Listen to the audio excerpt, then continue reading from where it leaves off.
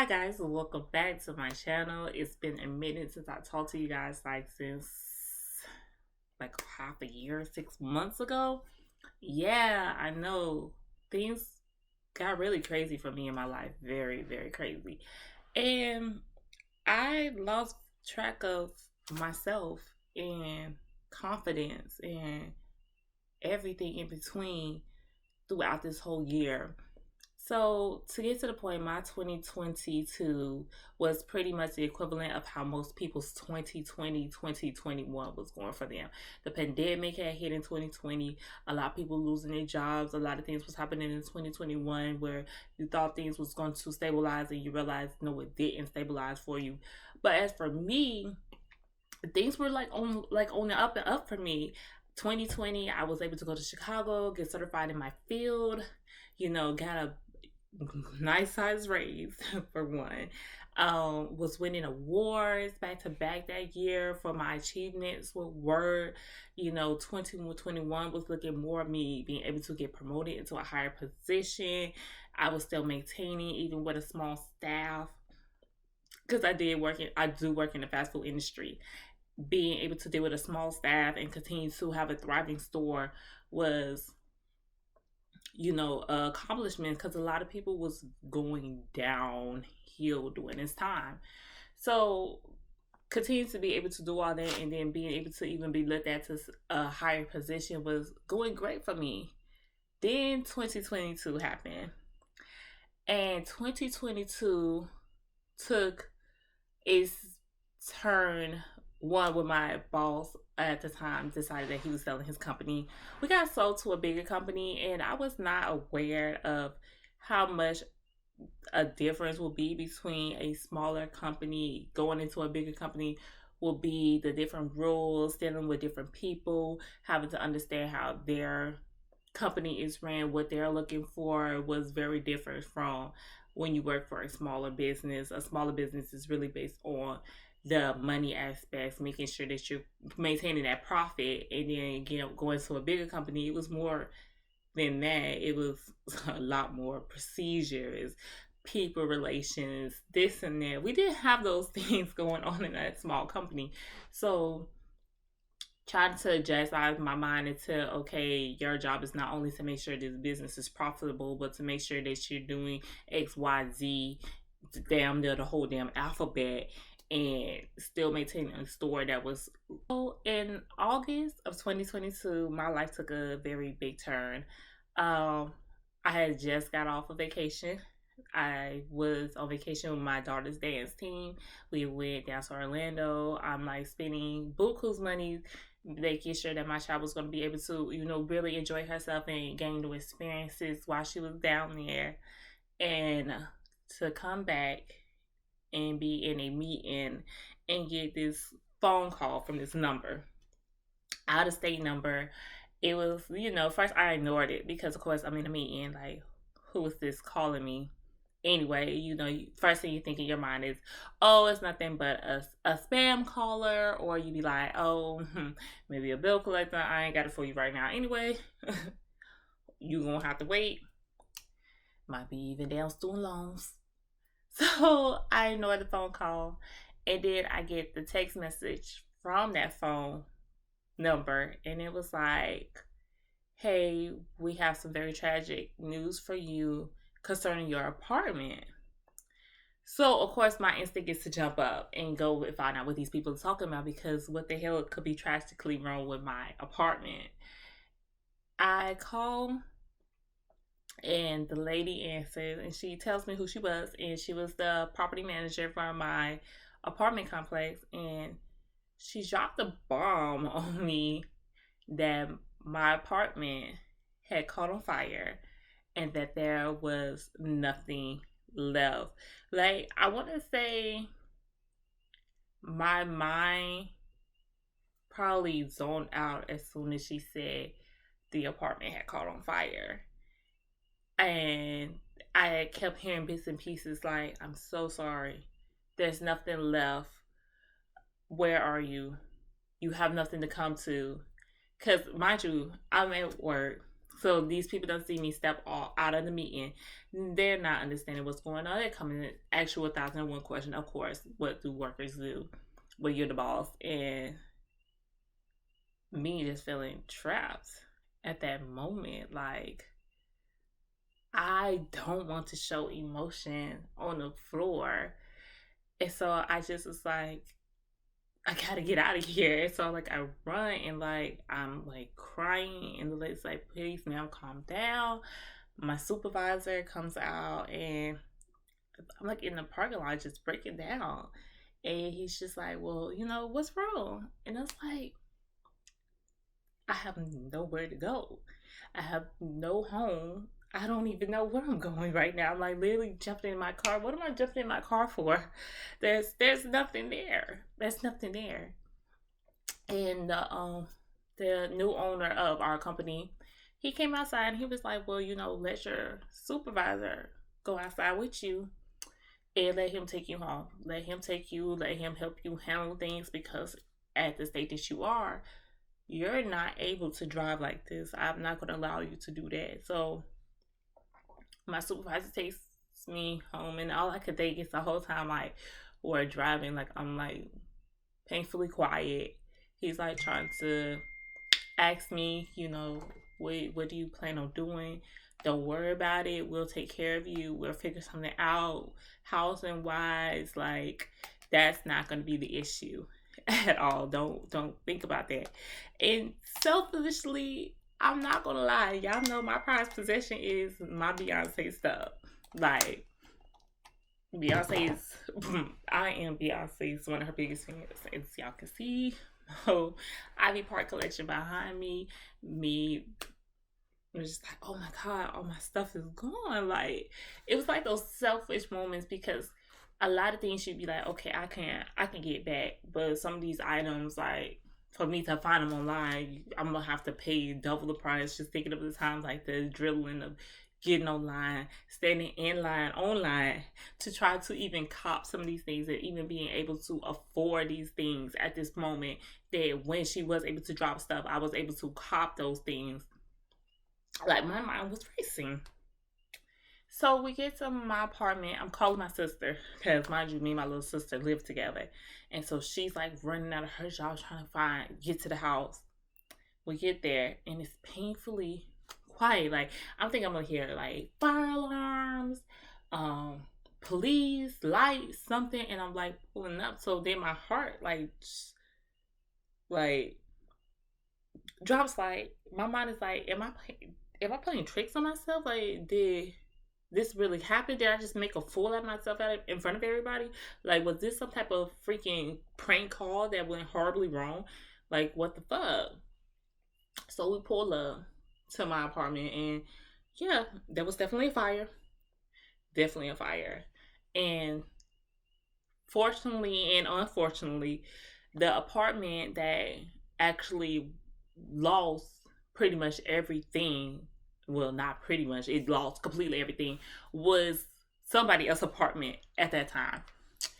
That apartment used to be my old apartment, and we have recently moved out of that apartment in 2020, right before I left for my certification.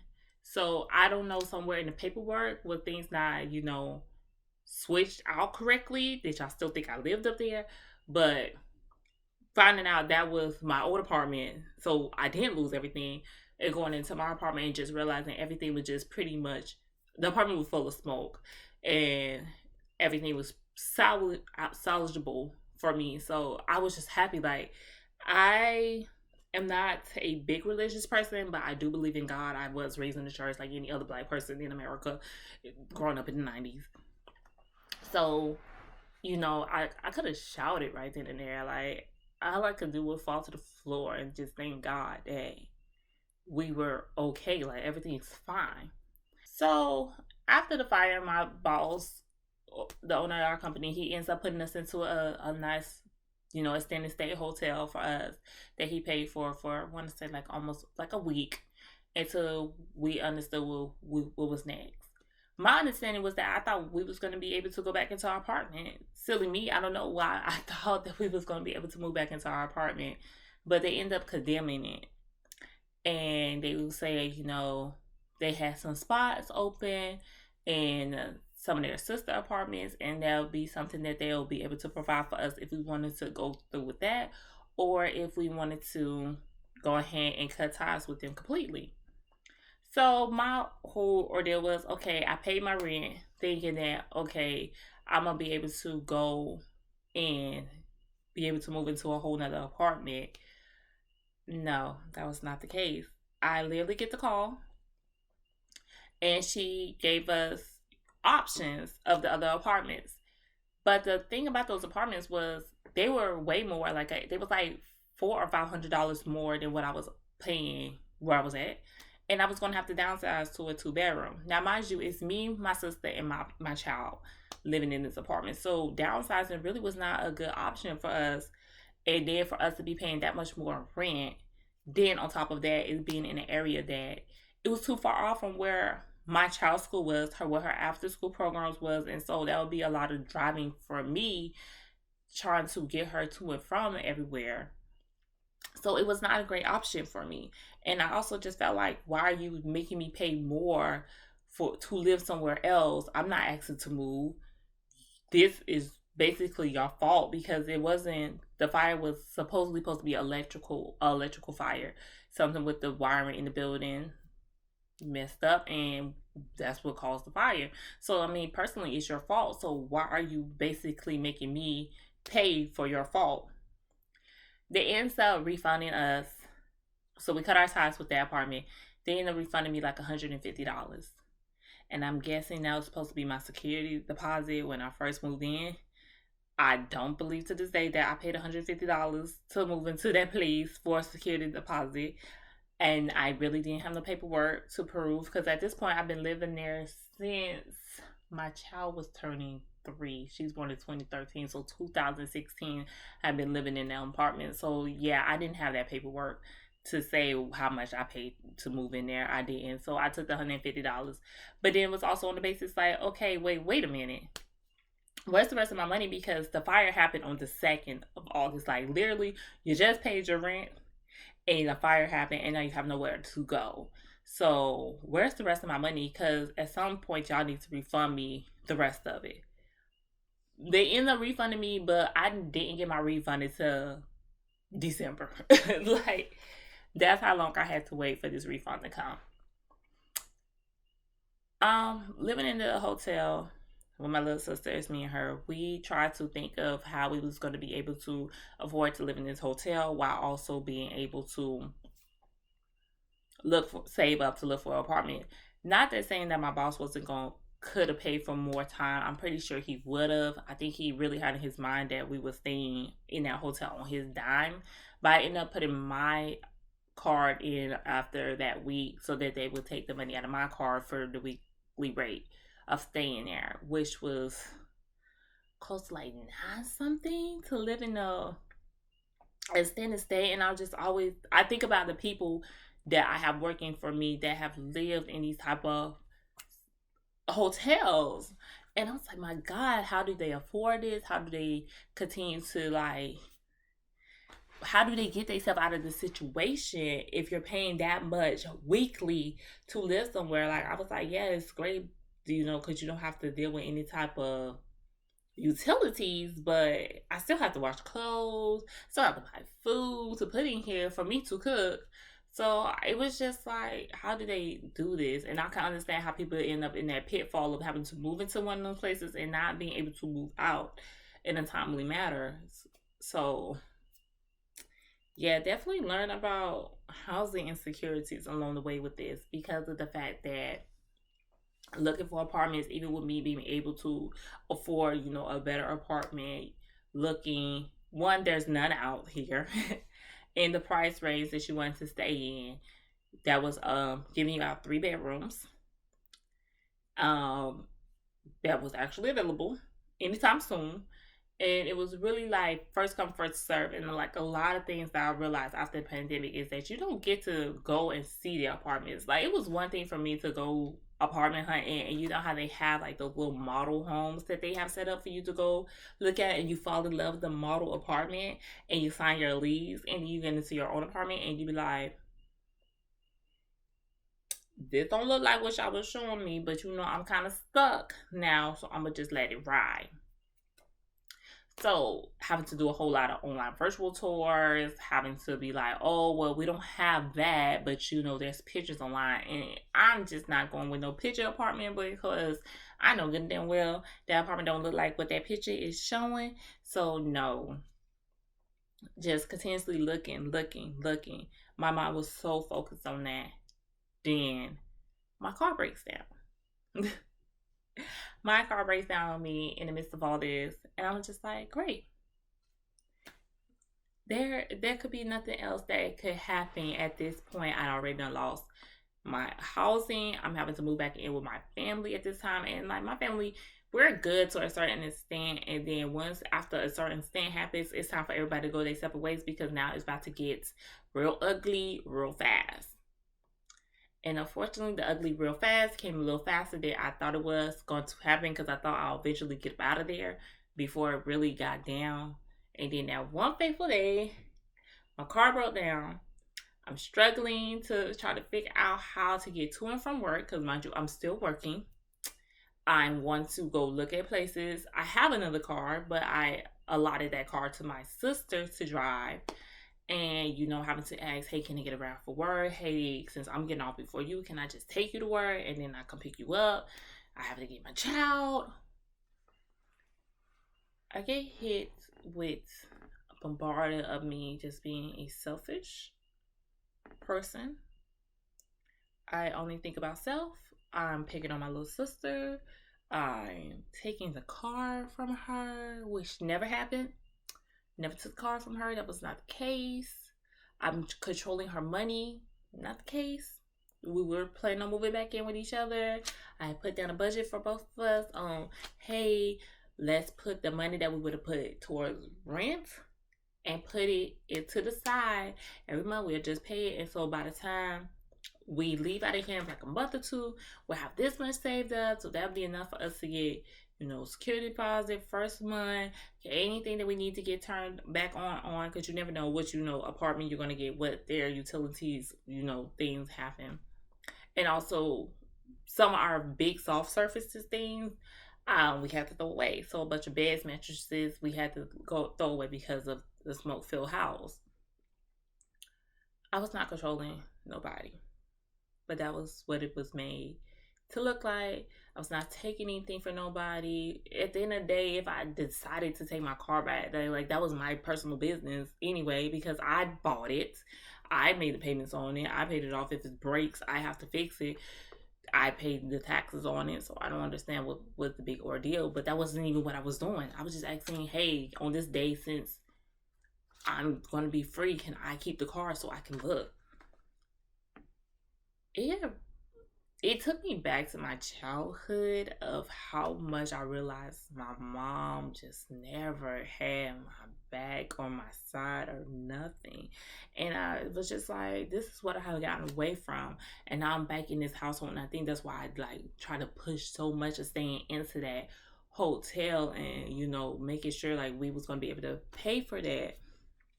And, trying to get out this situation faster because I already knew it was going to be some freaking drama, and I knew I was going to be made to look like the bad guy in the end.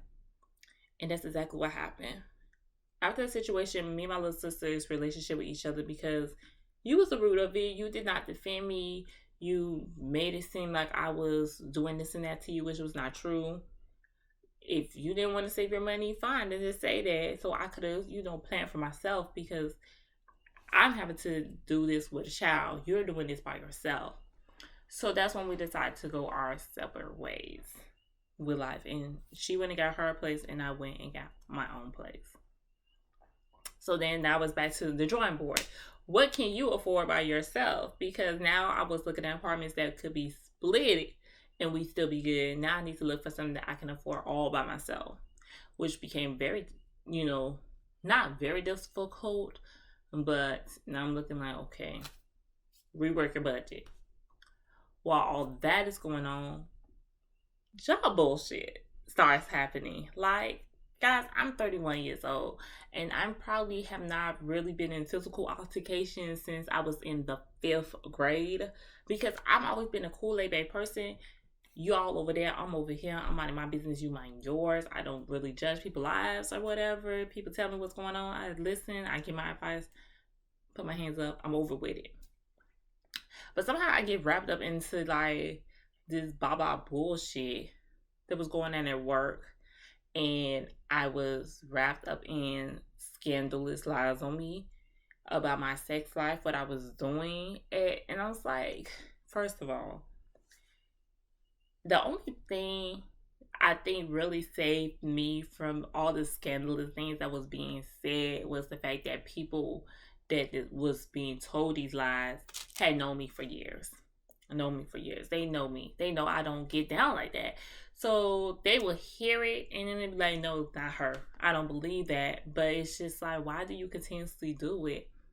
And then to be threatened, yeah, no, I ain't no fighter, but I also ain't no damn punk. So that means you say you coming this day on this time to come do what to me? Okay, well, understand, I'm going to be there at this time, prepared for whatever was going to come. Luckily, nothing happened, because now that I look back on that whole situation, it was very childish. I should never even gave it the energy that I did give it. But when you're going through so much and then somebody's putting extra stank in your life, and me having the anger from the whole situation that just blew over in the house that I'm still having to go back to every night and deal with these people, like, I was over it. It was at that point, it was like, somebody's going to get this anger that's built up in me that I cannot release to the people I want to release this to. So you just going to have to get this work. And I was prepared for that. But now that I look back on that situation, if I would have just had like maybe one little thing that could have not been an issue in my life at that time, I probably would not have paid that any damn attention. Then I get my place. I finally get a place. I want to say October 1st, I moved in here.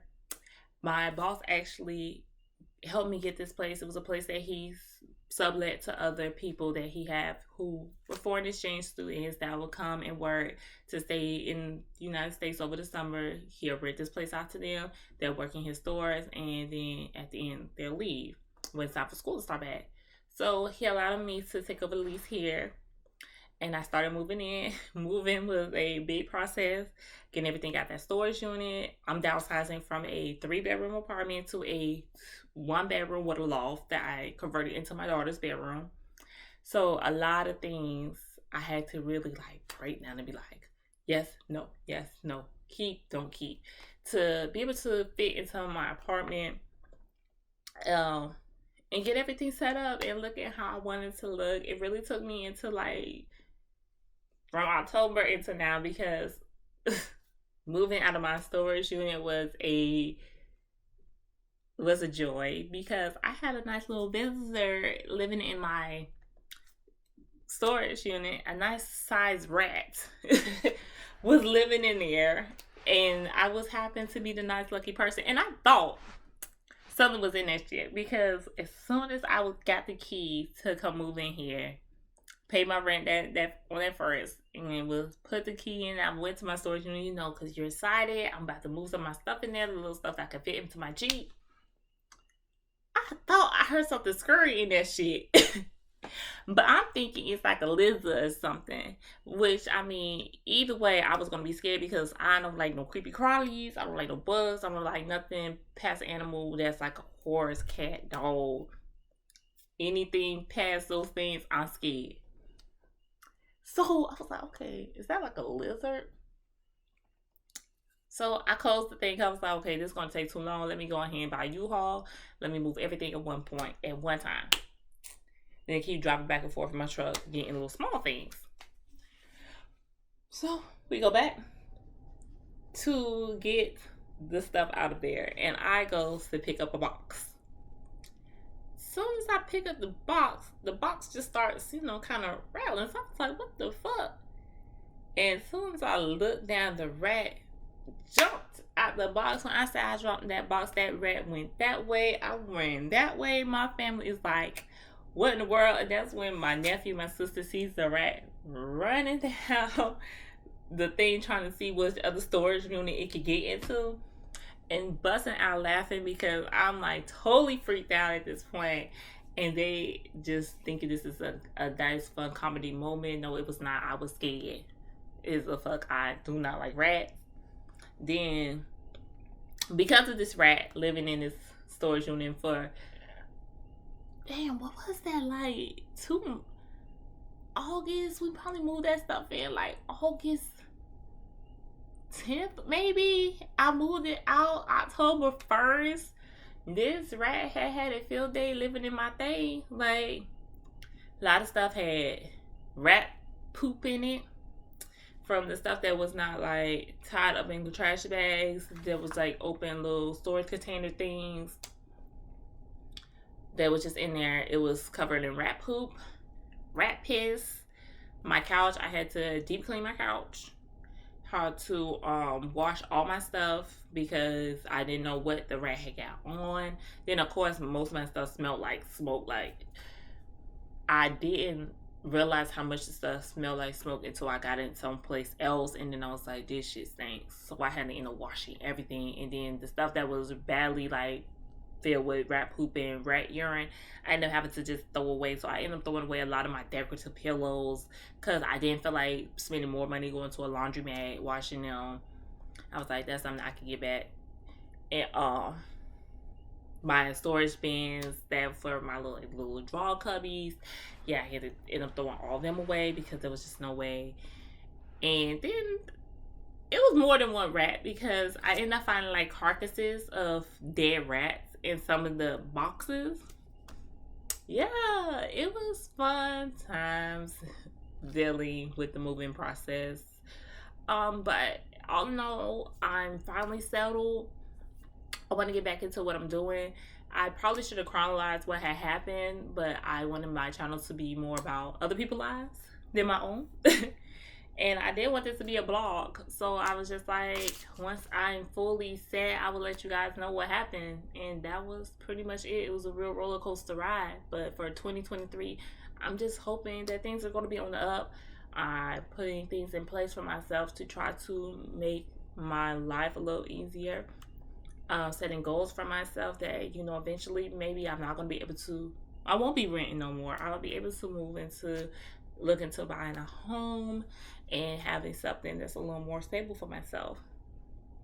But yeah, that's it, guys. That's what happened. That's why I've been absent and everything. I was just trying to really get myself back together. So thanks guys for watching, and until next time, deuces.